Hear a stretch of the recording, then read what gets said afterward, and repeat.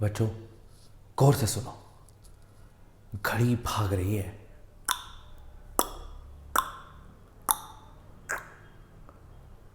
ये ना किसी के बाप के लिए नहीं रुकती, आपको इसके साथ भागना पड़ेगा। इन द सेंस पढ़ाई शुरू कर दो, वरना जेई नीट बोर्ड का पेपर कब आकर फट जाएगा और कब आपको पता भी नहीं चलेगा।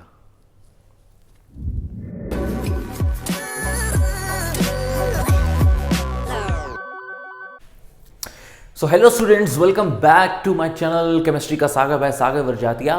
So today we are going to talk about some strategy related to JEE NEET and boards examinations which are coming just maybe after 3 or 4 months. तो टाइम ज़्यादा बचा नहीं है, अपने को बहुत कम समय पे एक ऐसा टाइम का यूटिलाइजेशन करना है जिससे एक प्रोडक्टिव आउटकम निकल पाए। अभी तक लॉकडाउन के टाइम पे हम लोगों ने बहुत टाइम वेस्ट कर लिया और हम अब भी वही टाइम वेस्ट करेंगे तो इससे बहुत ज्यादा नुकसान आपका होने वाला है। स्ट्रेटेजी बताने से पहले मैं आपको एक पॉइंट पे एक नॉक करना चाहता हूं। वो नॉक इस बात से रिलेटेड है कि काफी सारे स्कूलों में अब तक प्रीलिम्स आ चुके होंगे, हो चुके होंगे या हाफ ईयरलीज तो हो ही गए होंगे। क्या परफॉर्मेंस रहा आपका, बताओ। देखो यार, ये बेवकूफ आप अपने आप को बना सकते हो, आप अपने पेरेंट्स को बना सकते हो, लेकिन कब तक यार तुम अपने आप को बेवकूफ बना रहे हो? तो क्या तुमने आगे फ्यूचर का सोचा कि इसका आउटकम क्या होगा? मैं बताता हूं। तकिया लेकर, बेडशीट लेकर एक रूम में जाकर लिटरली रोगे जब मार्क्स आएंगे या सिलेक्शन नहीं हो पाएगा। मैं आपको डरा नहीं रहा हूं, मैं आपको डिमोटिवेट नहीं कर रहा हूं, लेकिन अब सच्चाई बताने का टाइम आ चुका है यार। बहुत बेवकूफ बना लिया, बहुत सारी वेब सीरीज देख ली, कोरोना, लॉकडाउन, ये वो फलाना ढिलाना सब हो गया यार। अब बस करो, थोड़ा तो अपने लिए जिम्मेदार बनो यार। एट द एंड रिजल्ट में ये नहीं लिखा होगा उस साल कोरोना था, उस साल लॉकडाउन था, उस साल ऑनलाइन एजुकेशन चल रही थी, हंगामा हो रहा था। ऐसा कुछ नहीं होगा। एक बार बेटा मार्कशीट छप गई ना तो तुम उसके लायक हो। फिर ऑल ओवर योर करियर लिख दिया जाएगा कि राम लखन के 45% आए, 60% आए या 70% आए। डिजर्व कितने करते थे? 95%। अरे यार, क्या मतलब जॉब में जाकर ये कहोगे सर देखिए अगर उस दिन लॉकडाउन ना होता ना, मैं था तो 95% वाला बंदा, लेकिन लॉकडाउन की वजह से मेरे 70% आ गए। ऐसा कह पाओगे? नहीं कह पाओगे ना। तो यार एक बात बताओ, बेवकूफ क्यों बना रहे हो? अपने आप को बना रहे हो, पेरेंट्स को भी बना रहे हो, टीचर्स को भी बना रहे हो। किस नाम पे बना रहे हो? अरे लॉकडाउन है, अरे कोरोना है। अरे यार खत्म हो गया यार, पूरी दुनिया बाहर निकल रही है। क्या मैं नहीं देख रहा, या आप नहीं देख रहे, या आप समझ नहीं रहे? आप सब लोग रिश्तेदारों से मिल रहे हो, दोस्तों से मिल रहे हो, लेकिन पढ़ने के नाम पे, पढ़ाई के नाम पे कोरोना आ जाता है, लॉकडाउन आ जाता है, ऑनलाइन एजुकेशन है सर, समझ में नहीं आता। अरे यार, पढ़ने वाले बच्चे अगर हो ना भाई, तो ऑनलाइन एजुकेशन इतनी भी खराब नहीं है। माना कि ऑफलाइन में एक जब हेड टू हेड या आई टू आई कन्वर्सेशन होता है, टीचिंग होता है, उसका मजा अलग है, माना मैंने, आई एक्सेप्ट इट। लेकिन इतना भी बुरा नहीं है ऑनलाइन कि आप एकदम निहत्ते पड़ जाओ और एकदम ऐसे रुआसे होकर बैठ जाओ कि नहीं यार मैं नहीं पढ़ रहा। तो बेटा अगर तुम नहीं पढ़ रहे हो तो याद रखना, अपने पैर पे कुल्हाड़ी मार रहे हो, क्योंकि तुम्हारे से एडवांटेज ले रहा है, तुम्हारे इस बिहेवियर से एडवांटेज ले रहा है तुम्हारा कॉम्पिटिटर। वो पढ़ रहा है और तुमको यही शो कर रहा है कि मैं नहीं पढ़ रहा। और कितनी ऐसी वीडियोस देखोगे जिसमें लिखा होगा मोटिवेशन, पढ़ाई में मन नहीं लग रहा पढ़ना सीखें, स्ट्रेटेजी फॉर लास्ट 2-3 मंथ्स। अबे कितनी वीडियोस देखोगे यार, हैं?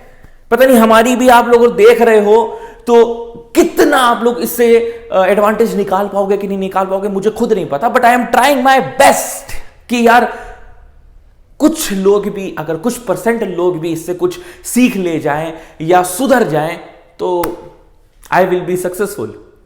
लेकिन यार सिर्फ YouTube में मोटिवेशन देखने से आपको खुद मोटिवेशन नहीं मिलेगा।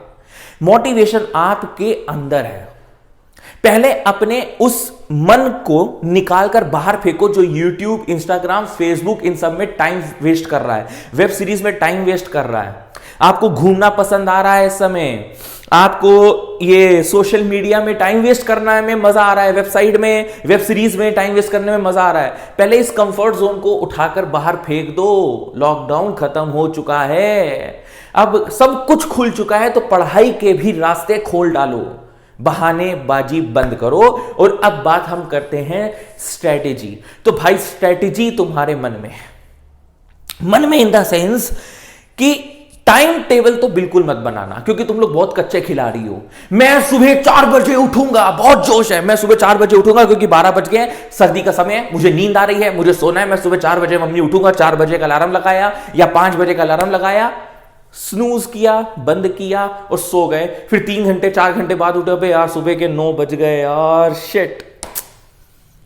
मतलब जो मैंने मैथ्स के जो 3 घंटे सोचे थे वो तो अब नहीं हो पाएंगे।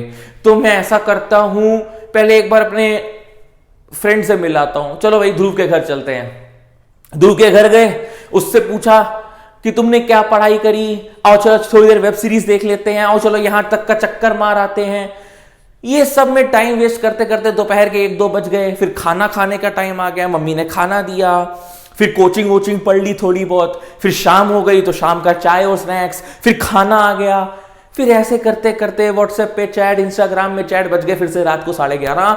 अरे यार आज का तो चलो पूरा दिन वेस्ट हो गया। लेकिन अब क्या करें, सुबह 4 बजे का अलार्म लगाते हैं। अरे भाई क्यों, इससे होने क्या वाला है? अच्छा ये बताओ, किसको बेवकूफ बना रहे हो? बार बार मैं यही कह रहा हूं, आप सिर्फ बेवकूफ बन रहे हो, आप किसी को बना नहीं रहे हो। ठीक है, तो coming on to the strategy point, सबसे पहली चीज आपके मन के आलस को आपको हटाना है।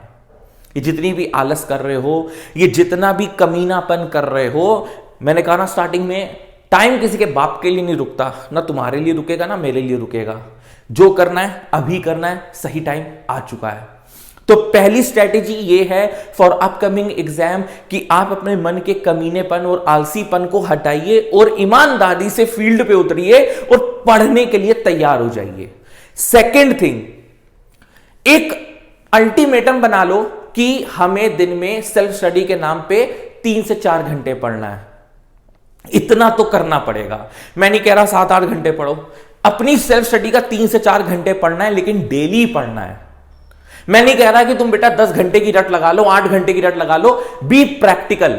क्योंकि देखो प्रैक्टिकल नहीं होगे, तुमने कहा कि नहीं मैं 8-10 घंटे पढ़ूंगा और तुम पढ़ कितना पा रहे हो, 2-3 घंटा, तो उससे तुम खुद डिमोटिवेट हो जाओगे। क्यों बना रहे हो इतना हेक्टिक शेड्यूल जो तुम खुद नहीं कर पा रहे? उतना सोचो जितनी तुम्हारी औकात हो, औकात से थोड़ा सा ऊपर सोच लो, वरना फिर टारगेट अचीव करने में मजा नहीं आएगी और कंफर्ट जोन से बाहर नहीं निकलोगे। अब ये ना हो कि सर मेरी औकात तो दिन में 1 घंटे पढ़ने की है, तो हमने 1 घंटे का शेड्यूल बनाया था डेली का, तो मेरा रिजल्ट तो आया नहीं। तो भाई कैसे आएगा? अगर 1 घंटे की पढ़ने की औकात है तो 3 घंटे पढ़ो, 3 घंटे पढ़ने की औकात है तो 4 घंटे पढ़ लो, 5 घंटे पढ़ लो। लेकिन इतना वैसे प्रैक्टिकली पॉसिबल हो नहीं पाएगा। हाँ, 3 से 4 घंटे बेटा फटाफट सेल्फ स्टडी के लिए निकालो, पढ़ना चालू करो। और पढ़ोगे क्या? अभी तक देखो हर जगह कोर्स खत्म हो चुका होगा ऑलमोस्ट, है ना? आप चाहे स्कूल की बात करें, चाहे कोचिंग की बात करें, और आपके पास आपके पर्टिकुलर नोट्स होंगे जो आपने बनाए होंगे, हैं आपके पास। वो नोट्स अब तुम्हारे काम आएंगे। क्या आपने वो प्रेशर फील किया है? 48 घंटे का टाइम है, टाइम चलता जा रहा है, टक टक टक टक टक, और आपका एग्जाम है 70 नंबर का। सेकंड टर्म्स में या हाफ ईयरलीज में या प्रीलिम्स में फेस करोगे, या बहुत बच्चे कर चुके होंगे। उस 48 घंटे में तुम्हें क्या लगा कि काश थोड़ा सा पहले पढ़ लिया होता तो ये 48 घंटे में रिवीजन तकड़ा हो रहा होता मेरा। वो काश आपका बोर्ड्स में भी होगा।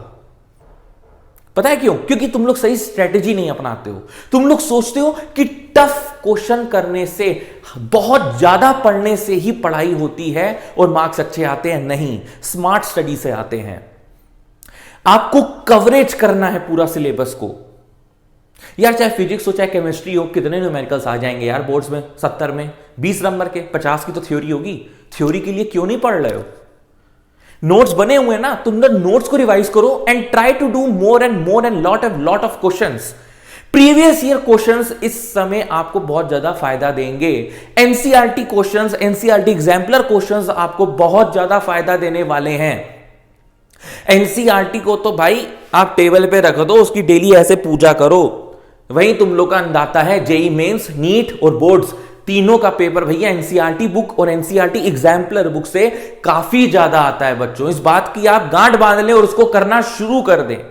एंड देन अगर आप जेई की स्टडी कर रहे हैं, नीट की स्टडी कर रहे हैं, तो साथ में प्रीवियस ईयर रखिए और इतने ज्यादा टाइम मत वेस्ट करिए। जैसे मान लो हम चैप्टर पढ़ रहे हैं एरोमेटिसिटी, तो एरोमेटिसिटी पर अपनी कोचिंग के 200 क्वेश्चंस मत लगाने बैठ जाओ, टाइम वेस्ट मत करो।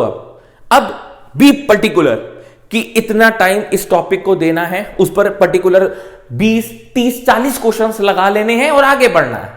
उस 20, 30, 40 क्वेश्चन में एनसीईआरटी भी कवर हो जाए, प्रीवियस ईयर भी कवर हो जाए, और तो कुछ तुम्हारे कोचिंग के टीचर ने कहा होगा कि बेटा देखो ये इंपॉर्टेंट है, ये आ सकता है, वो लगा डालो। मैं मना नहीं कर रहा, लेकिन मैं इस बात से मना कर रहा हूं कि अब टाइम वेस्ट करना बंद करो।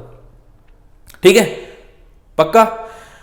नेक्स्ट स्ट्रेटेजी क्या है? एक लास्ट स्ट्रेटेजी, बेटा कुछ भी रिवाइज करना ना, अब से दिसंबर से कुछ भी रिवाइज करना, ऐसा एक शॉर्ट नोट बनाते रहना, ऐसा एक फ्लो चार्ट बनाते रहना जो तुम्हें वो 48 घंटे में काम आएगा। जैसे मान लो तुम्हारा आईआईटी जेई का पेपर आने वाला है, नीट का पेपर आने वाला है, 2 दिन बाद है, बोर्ड का पेपर है 2 दिन बाद है। अब तुम्हें पर्टिकुलरली कुछ बहुत ज्यादा लिमिटेड चीजें रिवाइज करनी है, तो वो अब जो तुम नोट्स बनाओगे वो तब काम आएंगे।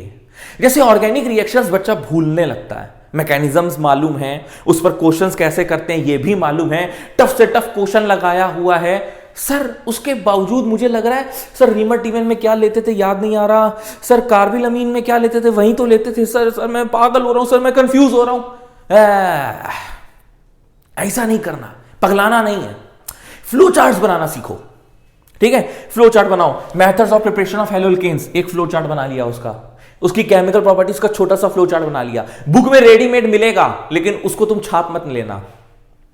अपनी मेहनत से जब फ्लो चार्ट बनाओगे तो फ्लो चार्ट याद करने की जरूरत नहीं पड़ेगी, लेकिन बुक से टीपा टिपाया अगर फ्लो चार्ट तुम लिखते हो या नोट करते हो तो तुम्हें मेहनत लगेगी उसको याद करने में, और वो याद टेम्परेरी रहेगा। Try to make the flow chart out of your notes. आपके पास नोट्स हैं, आपके पास बुक है, उसमें से खुद फ्लो चार्ट बनाओ। ऑर्गेनिक में भी ऐसा करो, इनऑर्गेनिक में भी ऐसा करो, और फिजिकल केमिस्ट्री के लिए क्या करो, अलग से फॉर्मुलेज लिखो।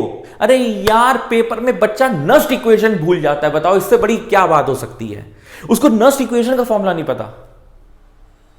तो what I am trying to say is कि जब 48 घंटे बचते हैं या 24 घंटे बचते हैं, और तब जब हमें रिवीजन करना होता है, और जो वो प्रेशर होता है 16 चैप्टर्स को रिवाइज करने का, उसमें अक्सर बच्चे, पढ़ा लिखा बच्चा भी फ्लॉप हो जाता है। उस फ्लॉप में हिट का कन्वर्जन एक ही है, अब से जो कुछ रिवाइज करो उसका नोट्स बना लो। तो एक तुम्हारे मेजर नोट्स और एक तुम्हारे माइनर नोट्स, दोनों मिला देना 48 घंटे पहले, पक्का सक्सेस मिलेगी। ठीक है, all the best for your exam. और सुनो, बार बार मोटिवेशन के लिए यूट्यूब में मत भागा करो।